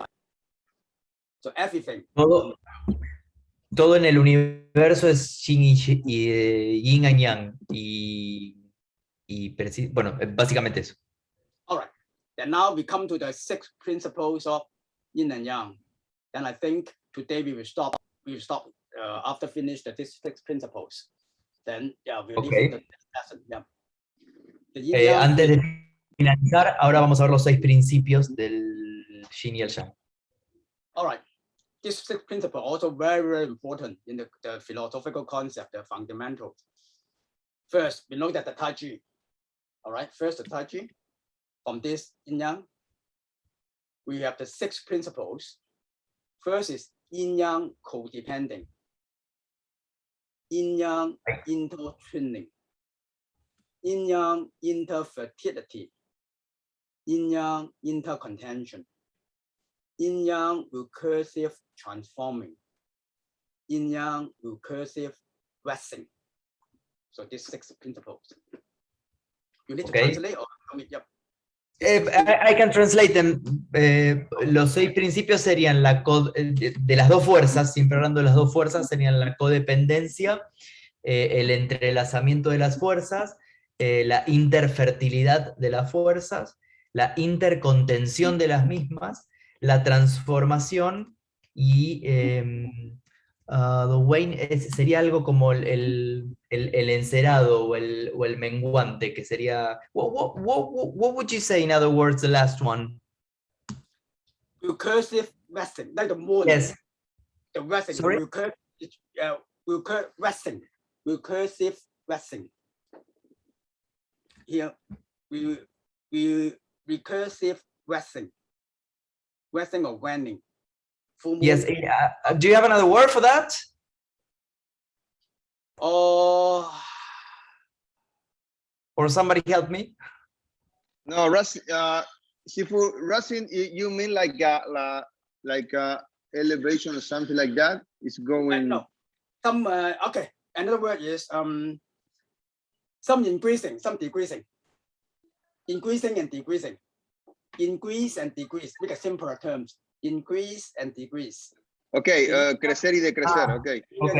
Okay. So, okay. Increase and decrease. Yeah, just make it simple. Gracias. All right. Increase and decrease. Okay. because it's translated into the ancient Chinese words, so this is the original word, so that's why it's called vesting. All right, anyway, increase and decrease. Okay. All right, yeah, good. All right, now let's explain this. First, look at the first two. Codepending and intertwining. Give you an example. Or rely on each other. For example, a wife and a husband. You want to make a child, make a kid. Then you lead to a man and a woman. Then you can make it. So they are working together. So this is codepending. Like a mug. Un ejemplo de la codependencia sería el hombre y la mujer juntos, ¿no? Creando. This mug contains the tea, not the beer. I said the tea. How we can do it? Outside is solid. It's young. Inside is empty. I mean it's empty. Then now I put the tea inside. It's in. So yin and yang codepending. Then they function. It must work harmony. Ok, la armonía se representa ahí en un... Then you cannot, a man cannot do. Perdona, la armonía se representa... You're walking. I remember my teacher, when he talk about this yin and yang codepending, he always use the example of walking. If you walk, two legs are solid, then you're just like jumping. If the two legs are in, are loose, a limb, then you cannot walk. One solid, one empty, one solid, one empty, then you can function. So yin yang have to work together, harmony. All right, so this is called yin yang codepending. Yeah. Got it? Ok, el ejemplo que daba... For you to understand it, yeah. Sí, ahí daba, bueno, un ejemplo de la taza y su contenido, ¿no? El Ching, el yang, que sería la taza, y su contenido que es vacío, que puede ser llenado con algún líquido la otra fuerza. O, por ejemplo, lo que hablaba de la armonía y el equilibrio es cuando caminamos, ¿no? Cuando damos diferentes pasos. Yeah, so which means we need harmony. Yin yang need to be harmony. So and these two, codepending and intertwining, what's the difference? They are similar. They need to work together. Yin yang need to work together to function, to achieve certain function. So the difference is it depends on who rely on who more. Yang rely on yin more or yin rely on yang more. If 50-50, if 50-50 is called codepending. If one is 70-30, whichever side, yang or yin, whichever side, okay. 7-30 or 40-60-40 is called intertwining. Ok, la diferencia entre la codependencia y el entrelazado, en la codependencia la relación entre las fuerzas es 50-50. En el entrelazado sería más de una que de otra, ¿no? En forma alterna. That means these first two principles means the complementary relationship. It means it's a complementary relationship. Established balance and harmony. It's complementary relationships. The first one, first two. Okay. Estos dos principios lo que hacen es expresar la relación complementaria que expresa el equilibrio y la armonía. Yeah. All right. The other two, interfertility and also intercontention together. It is or when, it means when, for give you an example, water is soft, it's yin, water is soft, it's yin. And then when it's further yin, which means further cold, very further getting the temperature low, the temperature getting low, further low, which means gather the yin more, up to the point that up to below 0 degree, it will become the ice. It will become the ice. The ice then is hot, then it's young. compared with the water. So which means yin can create yang, and yang can create yin. All right, that is we call interfertility. Okay. It can give birth to each other. Just as an example, you can think of any other examples. It's like that. The world, the universe is like that. When it gets to the extreme Okay, point, it will get to give birth to others. All right. Yeah. Okay. Bueno, básicamente cuenta el ejemplo del agua, que es la fuerza yin, que se transforma en hielo bajando la temperatura, que es la fuerza yang, que, con referencia al principio de interfertilidad, ¿no? Que el yin genera el yang y que el yang genera el yin. Yes, that's like the 4 seasons. The fourth, when it's cold, because when the winter time go to the extreme, then we'll go to spring, and then we get to springtime, and then the summer, and then summer hot, and then we in. Because if the earth is going around, go to the extreme, and then we go there, then the sun is in the center, so that's why it gives birth to the others. So this interfertility. All right, this can examples. Otro ejemplo es el de las estaciones. I'm sorry, Donald, I don't know, there are like 12 minutes. I finish this part, then we'll finish. Yeah, I will finish this 6 principles, because I don't want to break. Yeah, otherwise you have to interrupt the continuity. We stop here after finish this. Yeah. All right, and then intercontention. Yin can against yang, yang will against yin against yang, yang against yin. Just opposite relationship. Always intercontention. This is opposite relationship. Like the Cold War at that time, the Western camp and the Eastern camp, they are against each other. In Kung Fu, we call it horizontal. Horizontal is yin. Vertical is yang. Horizontal break vertical. Vertical breaks horizontal. That is intercontention. They get against each other. Ok, la característica de la intercontención tiene que ver con el equilibrio de las fuerzas opuestas. So then that is the other this is the opposite relationship. This opposite relationship breaks the balance and make it move into imbalance. La confrontación de estas fuerzas es lo que rompe la armonía o el balance que veíamos antes. Y deja el sistema en desequilibrio. Last two, it will transforming. Now, why will transforming? Because they are opposite to each other. They are imbalanced. Then just give an example, like in the Cold War, the Western side and the Eastern side, because they are against each other, they want to learn something from the West, or the West want to learn something from the East. Then they want to, in order to cover their weaknesses, to increase their strength. So they don't know that they only get the yin side or the yang side from the others. If there's such increase in quantity, then the quality will change. Then it will change. Just like supply and demand. If you study economics, the supply and demand come into not an equilibrium point. Then if the other side will get the other to the other side, then it is the characteristic is transforming from quantity to quality. Bueno, el principio de transformación básicamente lo que dice es que las fuerzas pueden aprender una de otra y transformar el todo. Yeah, because of this transforming, then that's why some increase and some decrease. That's why we call waxing. Because they transforming, they want to get back to the balance. So this imbalance will be united to one in a complementary relationship, and then a new balance will be formed between the two.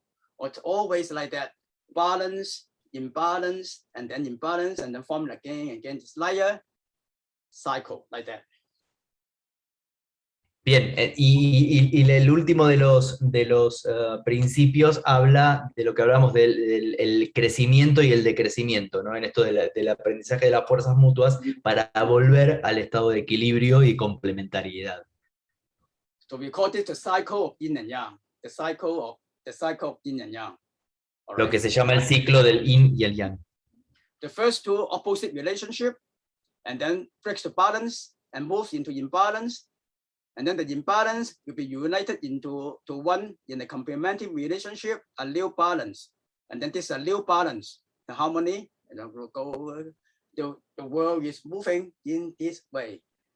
So if you want to have a fortune, then whether you can see the trend of this world, whether you can see the trend, Okay. and then where you are, and then what should you do in this cycle.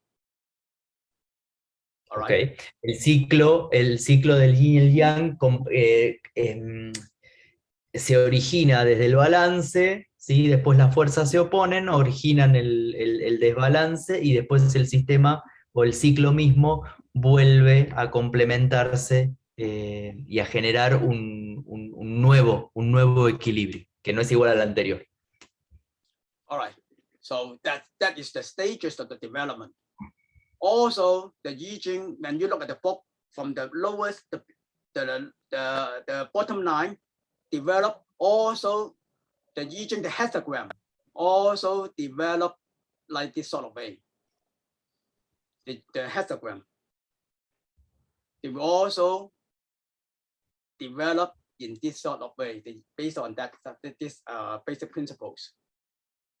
Ok, vuelve al I Ching y a los hexagramas, que los hexagramas se desarrollan básicamente en lo que sería este ciclo que está describiendo del yin y el yang. Yeah, so this circle can be applied to many situations to explain the changes. Give you the example, the friend and an enemy. You won't have an everlasting enemy or everlasting friend, because of factors, the yin-yang factors get into it, and then we're transforming, we change, and then there's nothing is permanent. That is the idea. All right, so this many situations, many examples is like that. Yeah.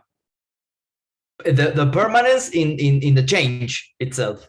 Yeah, permanent is no change. Nothing is permanent. Nothing is. Everything can change. Yeah. Okay. Okay. Right. Yes. So do you think we can summarize end up here so that we can? Yeah, we stop what here. Do you think? Yeah. I mean, we stop here. That is I want to. For the rest, I will leave it to the next lessons about the evolution of Tai Chi. That is we won't stop it. We stop here. Any questions? Okay. Yeah. Bueno, a ver, lo que Donald va a frenar acá la presentación. Tenemos más, principalmente lo que queda de la presentación es la aplicación de, primero terminar de explicar qué significa o a qué hace referencia cada uno de los hexagramas y cómo eso se aplica en lo que ellos llaman the superior man, el hombre superior o el ser superior, que es la guía que utilizan parecido, de alguna manera, a lo que nosotros entendemos como en la religión católica los 10 mandamientos y ese tipo de conceptos. Eso lo va a estar explicando Donald el próximo lunes, en el mismo horario. Vamos a terminar la masterclass por un tema de tiempo y de lo largo que es el concepto para explicarlo. Van a estar recibiendo también por mail el link para la próxima masterclass, no va a ser el mismo. Así que hasta acá terminamos la presentación y dejamos espacio para preguntas. El que quiera, libere el micrófono y haga sus preguntas.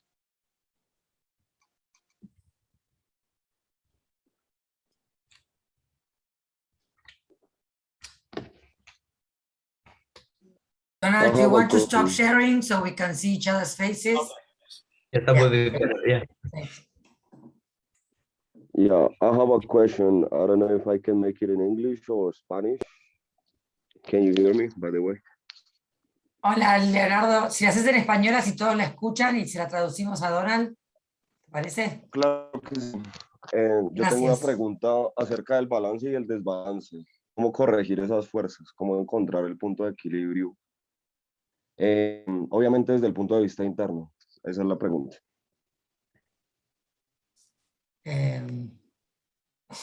¿La querés traducir vos, Seba, que estás más? Yo Um, no sé.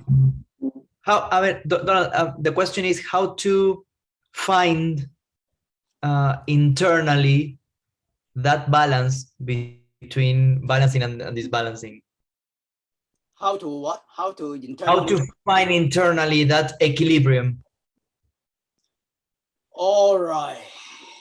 Another topic about the Qigong or the internal cultivate yourself. Yeah. So the inside is about your knowledge, the thinking mentally. Okay. So first you need to study more. I mean, first study I Ching, study the how to become a good people. This is the inside. Yang side, learning Wing Chun. Wing Chun, Sorry, I mean, what? physical, doing some physical things. I mean, that like learn Wing Chun, then it's the yang side. So the yang side, for example, you learn Kung Fu, you learn martial arts. So it's to fight people, it's to beat people. But you need something to guide yourself, not to misuse your martial arts, not to misuse your skill to bully others. So this kind of, then you need this to balance internal yourself. If you are very aggressive, arrogant, this young side, then you need to do some mental. Mental is the mental things is the inside. So using this to control each other. You can't be only very shy or not outgoing. You need to be outgoing or also need to be humble. How to find it? Study, learn more, cultivate yourself. So find which is yin, which is yang. Understanding yourself. So it would be like a combination of mind and body, exactly. of thinking and experience. Yes, yeah. Okay, Then bueno, es como, balance, yeah, about that, yeah. es como la vida misma, estudiar y poner en práctica, ¿no? Más o menos es la idea que está diciendo Donald. No sé si Oscar era quien hizo la pregunta. Sí, creo que lo que decía también era esto de que está el arte, ¿no? El arte marcial y el proceso de autoconocimiento interno y el equilibrar ambas cosas, ¿no? Que para saber cuándo usar esta fuerza que aprendes a tener a través del arte marcial, y ahí habla del equilibrio entre el cuerpo y la mente. No sé si entendiste algo parecido, Sebas. Sí. Yo lo que entendía es como el ejemplo que dio del ejercicio del, no sé si dijo karate, es precisamente esto de cultivar el pensamiento, que yo lo relaciono con la mente, y después ponerlo en práctica ¿no? Bien. ¿Se respondió la pregunta de Leo?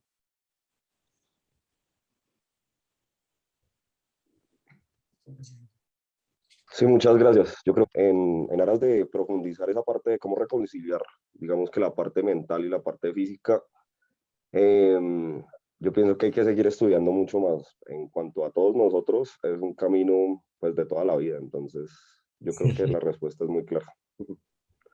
Ok. Thanks a lot, Sifu.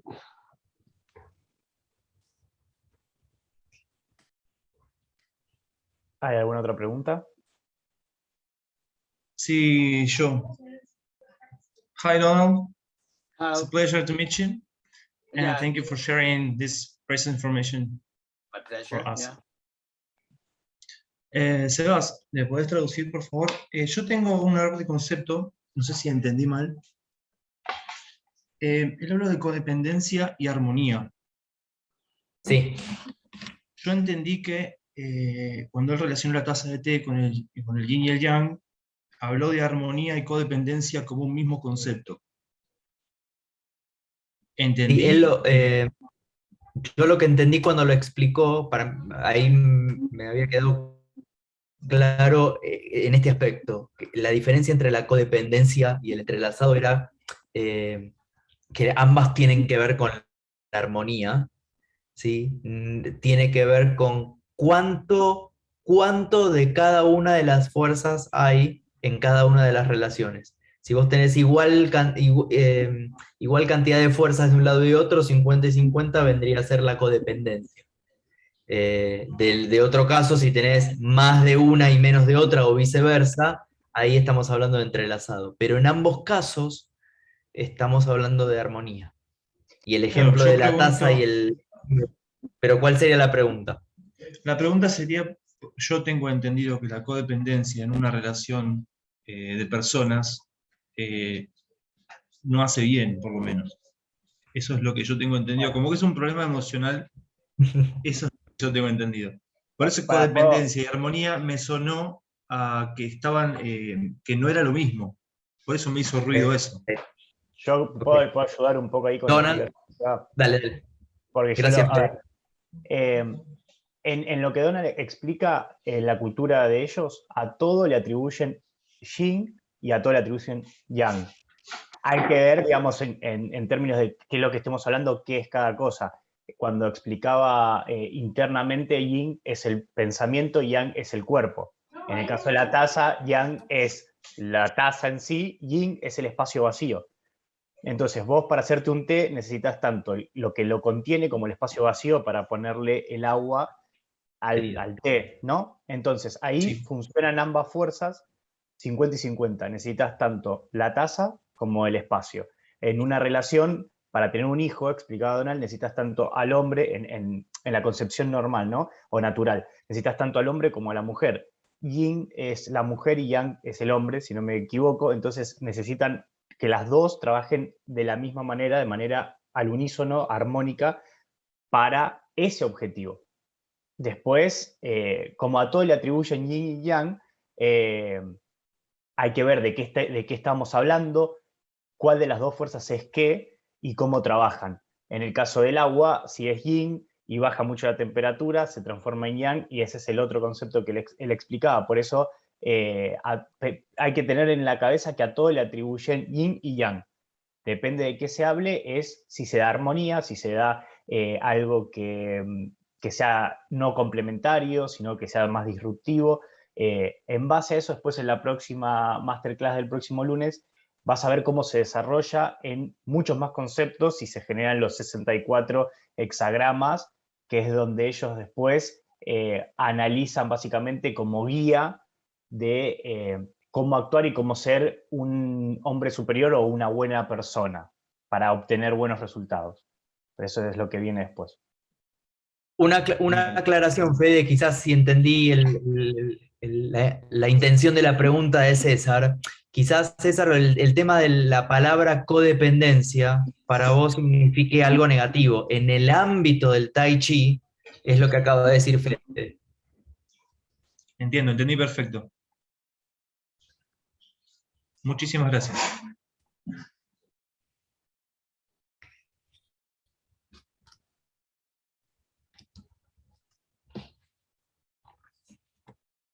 ¿Hay alguna otra pregunta?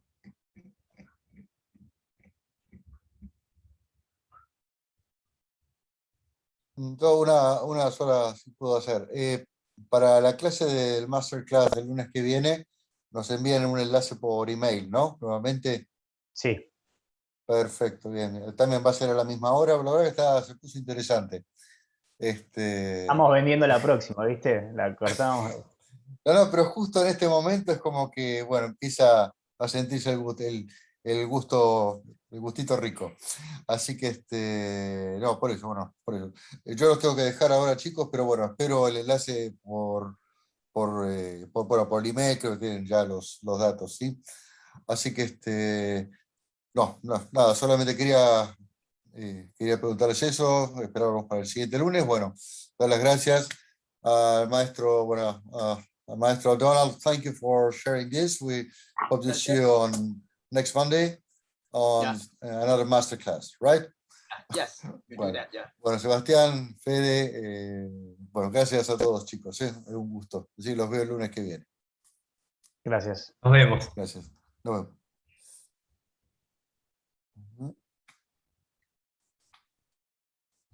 Bueno, Fede, no sé cómo, si, o San, si vamos cerrando, o no sé si... Creo que ya no... Va, no sé, ¿alguien tiene alguna pregunta más?